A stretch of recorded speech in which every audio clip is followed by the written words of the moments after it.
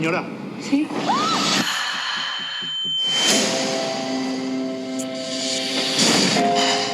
¿Sabe usted quién soy, licenciada?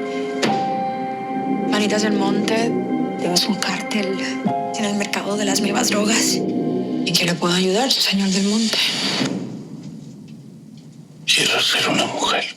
Vous venez d'entendre le début de la bande-annonce du dernier film de Jacques Audiard, Emilia Pérez, récompensée par le prix du jury du Festival de Cannes Cru 2024, ainsi que son quatuor d'actrices Zoé Saldaña, Carla Sofia Gascon, Selena Gomez et Adriana Paz, qui se sont vus remettre le prix d'interprétation féminine en commun pour leur prestation tout simplement époustouflante dans ce film qui ne l'est pas moins. J'ai volontairement laissé la bande-annonce dans sa version originale en espagnol parce que quasiment l'intégralité du film se déroule au Mexique.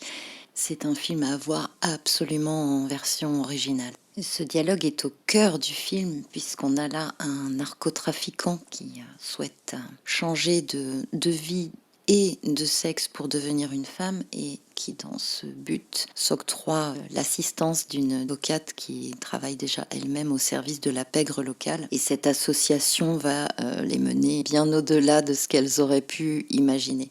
Ici, avec Emilia Pérez, nous avons obtenu l'hexagramme numéro 20 qui s'appelle la contemplation, le fait de voir, le regard, regarder, avec sur les 6 traits, 4 traits en mutation, ce qui nous donne du coup une seconde figure, un second hexagramme, qui est le numéro 49 et qui s'appelle la révolution, mais également la mue, ce qui nous donne tout de suite une première ébauche de situation dans laquelle il s'agit d'observer, de regarder une révolution ou et un changement de peau tout à fait radical et sans retour en arrière possible.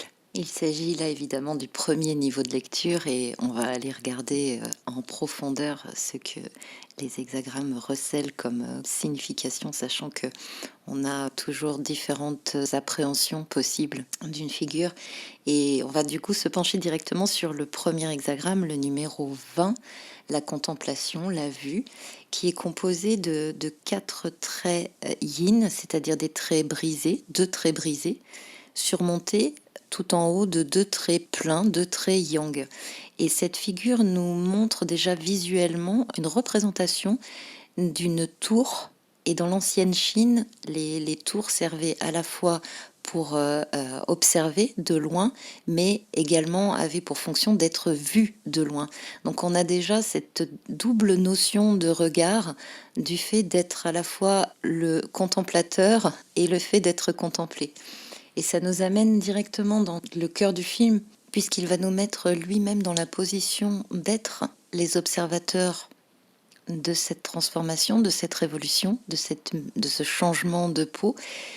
Et en même temps, on va assister au changement de l'intérieur de l'héroïne, qui va devenir elle-même, à travers ce changement, l'objet d'un regard différent porté sur elle. En tout cas, déjà, tous les regards se braquent sur elle, et en même temps, elle devient aussi une façon d'incarner l'exemple. L'une des richesses philosophiques de cet hexagramme, c'est de se positionner en tant qu'exemple, et suite à une décision ou une action qui va être mûrement réfléchie.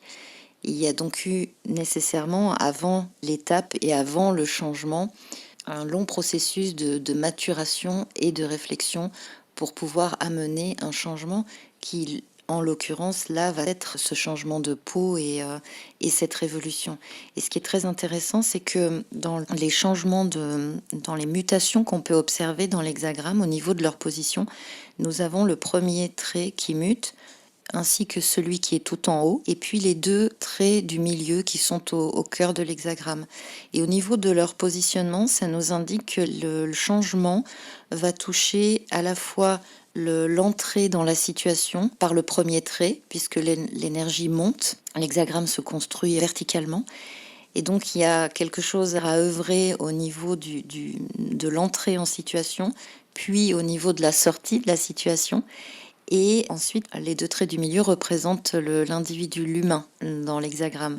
Donc on voit déjà que Le changement va opérer sur plusieurs strates en touchant à la fois l'humain, mais également son environnement et la perception que son environnement aura de lui.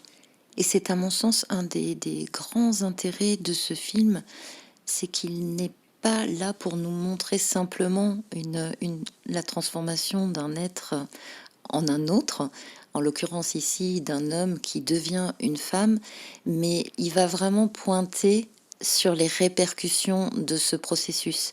Et c'est tout là que le film prend une ampleur phénoménale, c'est sur les effets que vont produire ce changement, à la fois finalement dans cette personne elle-même qui va subir une transformation de son enveloppe extérieure, charnelle, dirons-nous, d'une certaine manière, en tout cas par ce changement de sexe, mais surtout ça va opérer un changement profond au niveau de sa personnalité, de sa façon d'être et de se comporter, au point d'en arriver à remettre en question une grande partie des actions qu'elle a menées dans son passé. Et ce qui m'interpelle d'ailleurs à ce sujet, c'est que l'idéogramme, le caractère ancien qui représente cet hexagramme, dessine un rapace nocturne de type chouette, avec de grands yeux lui permettant de voir dans l'obscurité. Et donc il y a cette capacité à discerner l'invisible.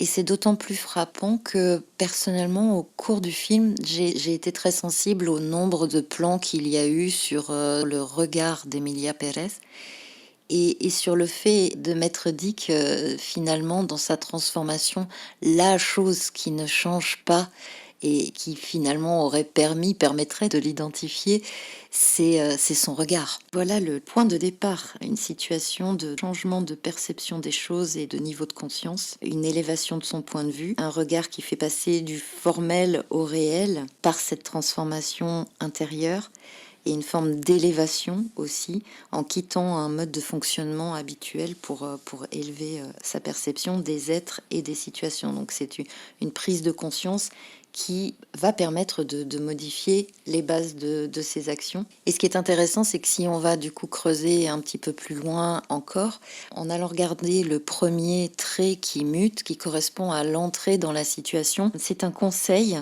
qui nous est donné d'essayer de ne pas regarder les choses de manière naïve, enfantine et immature. C'est d'autant plus pertinent par rapport au sujet du film, qui n'est pas, comme on pourrait le penser par rapport au synopsis ou à l'affiche, un film sur un changement de sexe. On le retrouve directement dans cette entrée en matière par le conseil qui est relié au premier trait. La situation va aller beaucoup plus loin et sera plus porteuse d'enseignements et de possibilités qu'une première approche toute superficielle.